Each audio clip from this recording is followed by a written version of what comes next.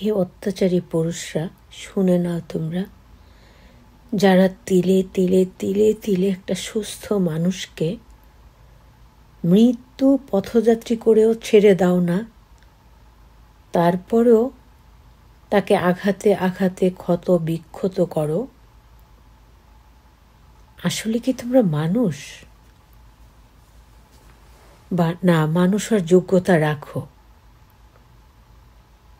তোমরা একাধিক নারীদের সাথে সম্পর্ক রাখো, একাধিক নারীদেরকে ভোগের বস্তু বানাও, একাধিক নারীদেরকে সুখী করার জন্য তোমাদের জীবনটা যে কতটা ততস্থ হয়ে থাকে, অথচ তোমাদের ঘরের স্ত্রীর খবর তোমাদের কাছে থাকে না।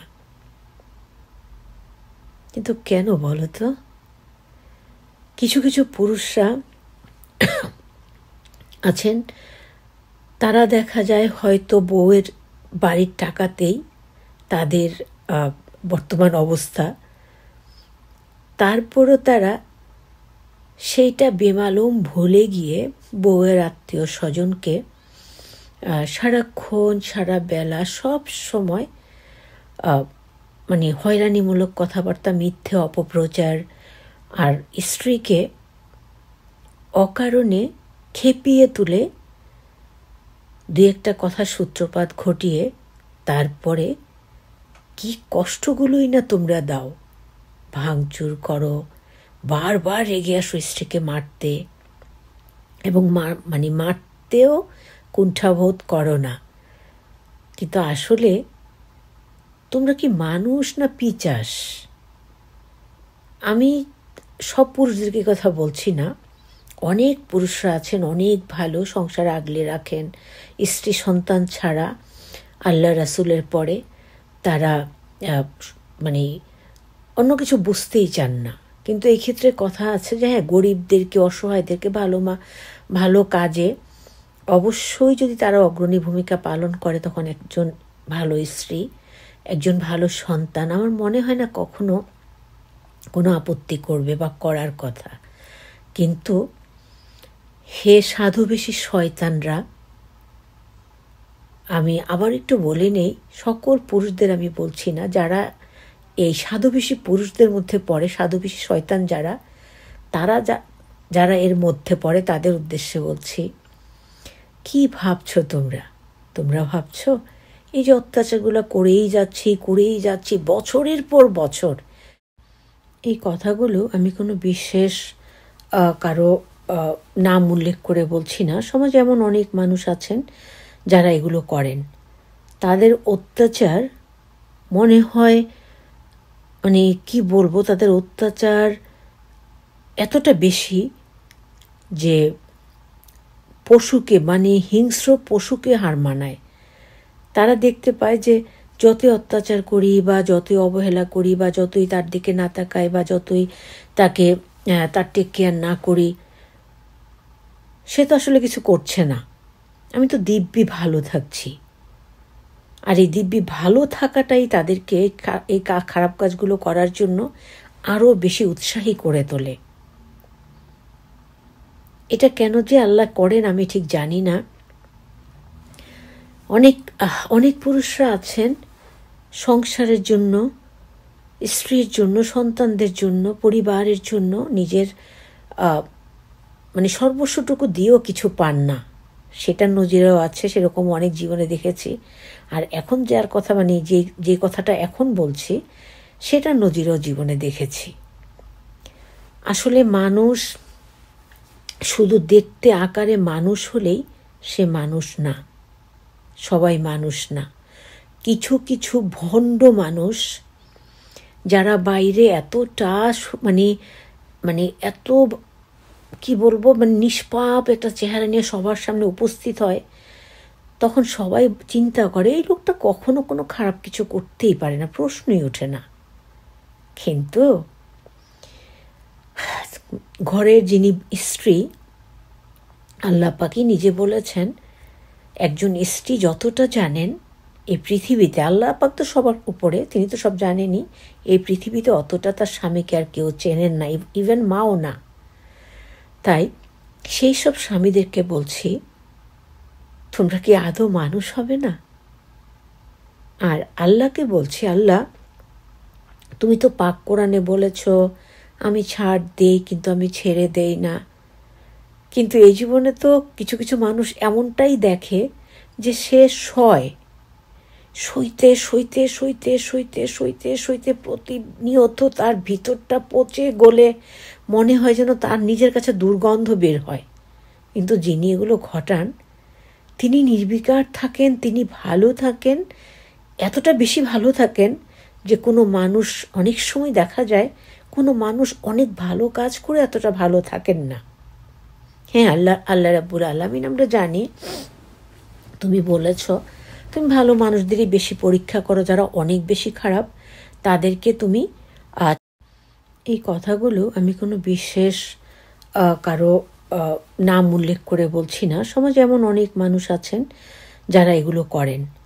তাদের অত্যাচার মনে হয়, মানে কি বলবো, তাদের অত্যাচার এতটা বেশি যে পশুকে, মানে হিংস্র পশুকে হার মানায়।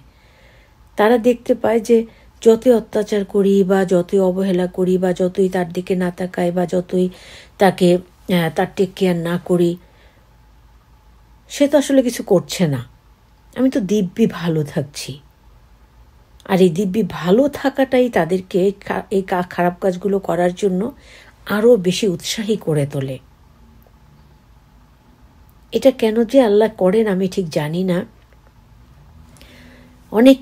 অনেক পুরুষরা আছেন সংসারের জন্য, স্ত্রীর জন্য, সন্তানদের জন্য, পরিবারের জন্য নিজের মানে সর্বস্বটুকু দিয়েও কিছু পান না।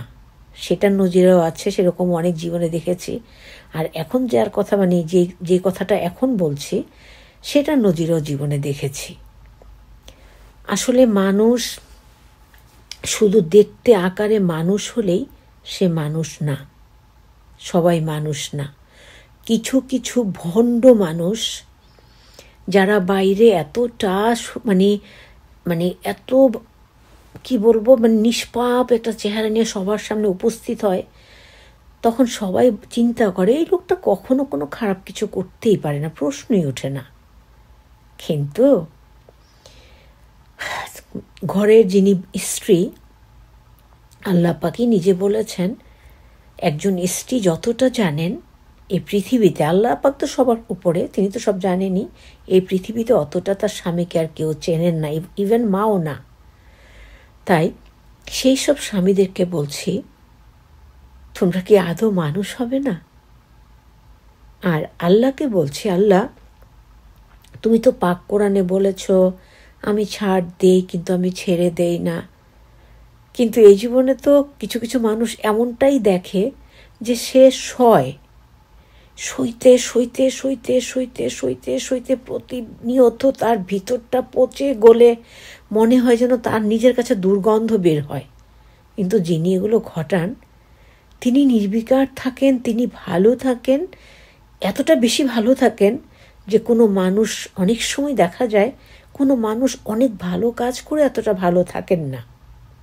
হ্যাঁ, আল্লাহ রাব্বুল আলামিন আমরা জানি, তুমি বলেছ তুমি ভালো মানুষদেরই বেশি পরীক্ষা করো, যারা অনেক বেশি খারাপ তাদেরকে তুমি। কিন্তু খারাপদের যদি তুমি এতটা ছেড়ে দাও, এতটা ছাড় দাও, তাহলে তো তারা করবেই। তারা নিজে দেখতে পাচ্ছে, দিব্য চোখে দেখতে পাচ্ছে যে তারা এত অত্যাচার করার পরেও, তারা এতটা বেশি বাড়াবাড়ি করার পরেও তারা অনেক ভালো আছে। তারা খারাপ মানুষ, তারা সেগুলো করবেই। কিন্তু আল্লাহ গো, যারা সয় তারাও কিন্তু তোমার বান্দা, এবং তারা কিন্তু শুধু তোমার দিকেই তাকিয়ে থাকে। তুমি বলো ধৈর্যশীল বান্দাদের সাথে তুমি আছো। তাহলে কিছু মানুষের এত এত এত এত কষ্ট স্বামীর কাছ থেকে পায়, তারপরও দেখা যায় যে স্বামী একেবারে দিব্যি নিজের মতো করে নিজের সব কিছু করে মানে চলে, মানে সবসময় দম্ভে থাকে। স্ত্রী কখনো সাহস করে একটা কথা বলার সুযোগ পায় না, তার আগে লঙ্কা কাণ্ড ঘটে যায়। তাহলে তুমি কোথায় মাবুদ বলো তো? আসলে কিছু কিছু স্ত্রীরা, আমি বলবো না সব স্ত্রী ভালো, সব স্বামী খারাপ। এখানে অনেক সময় অনেক স্ত্রীরা অনেক খারাপ থাকেন, তাদেরও বলি। অনেক সময় স্বামীরা খারাপ থাকেন, তাদেরও বলি। একটু অন্তত মৃত্যুকে ভয় পাও তোমরা।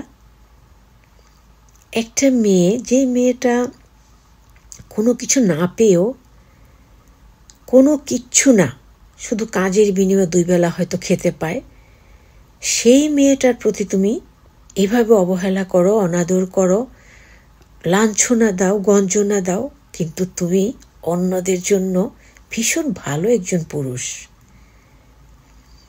ধরো সেই স্ত্রী, ধরো তো মানে শুরু থেকেই তোমাকে এভাবেই চেনে, তারপরও সেই স্ত্রী তোমার কাছে পড়ে থাকে। কেন জানো তো? একজন স্ত্রী, একজন মা তার সন্তানের জন্য, তার সন্তানদের জন্য তার সমস্ত সুখ আহ্লাদগুলো একেবারে বিনা দ্বিধায় মেনে নিতে পারে। মানে সুখ আহ্লাদগুলো একজন মা সন্তানদের জন্য নিজের সমস্ত সুখ আহ্লাদ আনন্দ অনায়াসে বিসর্জন দিতে পারেন। কিন্তু তারও তো কষ্ট হয়, সেও তো মানুষ হয়ে জন্মেছে, তার একটু ভালো থাকতে ইচ্ছে করে যে অন্তত পক্ষে খুব বেশি না হোক, মাসে একবার, 15 দিনে একবার একটু বাইরে কোথাও যাই, একটু বাজারে যাই, বা যেটাই হোক, যেটাই করতে যাক সেই স্ত্রী, একটু টাকার তো দরকার হয়। তিনি যদি চাকরি করেন সেটা আলাদা ব্যাপার, তখন তার টাকায় তিনি তারই বা ভালো চাওয়াগুলো পূরণ করতে পারেন। কিন্তু তিনি যদি চাকরি না করেন আর স্বামীর যদি অঢেল থাকে, সেই স্বামী যদি যত্রতত্র যেখানে সেখানে অনেক ব্যয় করতে পারেন, কিন্তু স্ত্রীর পিছনে না সময় না টাকা কোনোটাই ব্যয় করতে পারেন না, সেই সব স্বামীদেরকে বলছি, সেই ধরনের স্ত্রীদেরকে বলছি, আপনারা একটু মৃত্যুকে ভয় পান। ভয় তো পানি না, আরও যিনি বা যারা আল্লাহকে ভয় পায়, আল্লাহকে পাওয়ার জন্য তাদের সর্বোচ্চ চেষ্টাটুকু করে, আল্লাহ পাক জানে তারা কতটুকু ডাকতে পারে, তাদেরকে আপনারা কি বলেন? আপনারা ওয়ারেন্টি দেন 100% যে 100% তুমি জাহান্নামে যাবে, 100% সত্যি তুমি জাহান্নামে যাবে। নাউজুবিল্লাহ, আস্তাগফিরুল্লাহ। এটা তো একটা খারাপ মানুষকে বলা উচিত না, কারণ জাহান্নাম জান্নাত আল্লাহ নির্ধারণ করে রেখেছেন কে পাবেন। কিন্তু আমরা সবসময় ভালো কাজ করার চেষ্টা করব, অপরকে ভালো কাজের দাওয়াত দেওয়ার চেষ্টা করব। কিন্তু এটা আমরা কখনই বলতে পারি না। যার মুখে একবার আল্লাহ নামটা থাকে, নবীর সুন্নাহকে বিশ্বাস করে, অন্ততপক্ষে তাকে আমরা বলতে পারি না যে তোমার জন্য 100% মানে শিওর যে তুমি জাহান্নামে যাবে, নাউজুবিল্লাহ। তাহলে যেই মানুষটা সব সময় আল্লাহকে ভালোবাসতে চান, তার সৃষ্টির মানুষ মানে তার সকল সৃষ্টিকে ভালোবাসতে চান, নবীর আদর্শ মেনে চলতে চান, সদা সত্যের পথে থেকে বাঁচার চেষ্টা করেন, তাকে যদি এমন কথা শুনতে হয়, তাহলে তার ভিতরটায় কি হয়? আসলে কেউ ব্যক্তিগতভাবে নেবেন না, বাস্তবতা অনেক কঠিন, অনেক কিছু দেখি, বুঝি, জানি, মানে যতটুকুই জানি, কিছু তো বোঝার বুদ্ধি আল্লাহ পাক দিয়েছেন, সেই বুদ্ধি থেকেই বলছি, আমরা সবার আগে ভালো মানুষ হই। আর মানুষকে কষ্ট দেওয়াটা খুবই সহজ একটা ব্যাপার, কিন্তু ভালো রাখতে চাওয়াটা বা পারাটা এটা কঠিন ব্যাপার।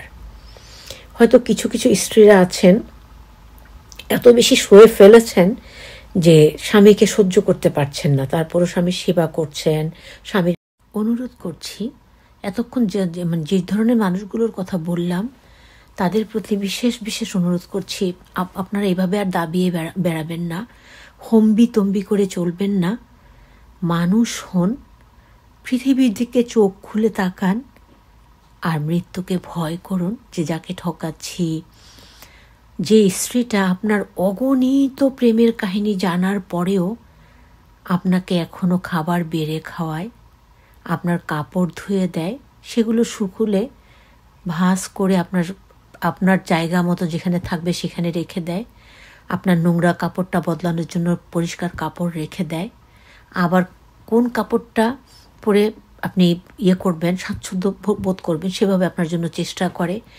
সেই স্ত্রীকে যদি আপনি ভালোবাসতে না পারেন, তাহলে আমি বলবো আপনি অনেক দুর্ভাগ্য নিয়ে জন্মেছেন। বিশ্বাস নিয়ে বলবো, আল্লাহ পাকের উপর বিশ্বাস নিয়েই বলবো। কারণ যদিও কিছু স্ত্রীরা একেবারে এমন পর্যায়ে থাকে, ভাবে যে আল্লাহ বলেন ধৈর্যের ফল পাওয়া যায়, তারা নিজেদেরকে প্রশ্ন করেন কোথায় সেই ধৈর্যের ফল। কিন্তু আল্লাহ পাক, তুমি তো আমাদের সৃষ্টি করে দুনিয়াতে পাঠিয়েছ, তুমি তো জানো কে কতটা ভালো পথে থাকার চেষ্টা করছি, কে কতটা খারাপ কাজ করার চেষ্টা করছি, কে কিভাবে জীবনযাপন করছি, কে কতটা অসুস্থ থেকেও পরিবারের সুখের জন্য জীবনটা বিলিয়ে দেওয়ার চেষ্টা করছি। এমন স্ত্রীরা যদি এভাবে অবহেলিত হয়, তাহলে সমাজ থেকে তারা কি আশা করবে? আর আল্লাহ গো, কি বলবো, তোমাকে কিছু বলার নেই, কারণ তুমি তো কখনোই ধৈর্য হারা মানুষকে পছন্দ করো না, তুমি কখনো নিরাশ হওয়া মানুষকে পছন্দ করো না। তাই সেসব স্ত্রীরা, সেসব দুঃখী মানুষগুলো সব শেষে আলহামদুলিল্লাহ বলে, কিন্তু তারাও তো মানুষ। এটা যদি একটু তোমার নজরে আসতো আল্লাহ, তাহলেই হয়তো সেই নরপিচাসগুলো এইভাবে তাদের পৈশাসিকতা চালাতে পারত না। যাই হোক, আবারও বলছি, কেউ ব্যক্তিগতভাবে নেবেন না, কারণ এগুলো সমাজচিত্রের কথা। অনেক সময় আমরা বাস্তব জীবনে অনেক কিছু দেখি, তার উপর ভিত্তি করে বললাম। আল্লাহ সবাইকেই ভালো রাখুন। আর আমার দোয়াগুলো সবসময় এরকম থাকে, আল্লাহ পাক সবাইকে ভালো রাখুন, সবার সন্তানকে দুধে ভাতে রাখুন, সুখে শান্তিতে রাখুন, এবং আল্লাহর পেয়ারে নবী, আমাদের শ্রেষ্ঠ নবী হজরত মুহাম্মদ সাল্লাল্লাহু আলাইহি সাল্লামের খাঁটি উম্মত করে দিন। আল্লাহ পাকের সঠিক বান্দা করে দিন আমাদের সবাইকে।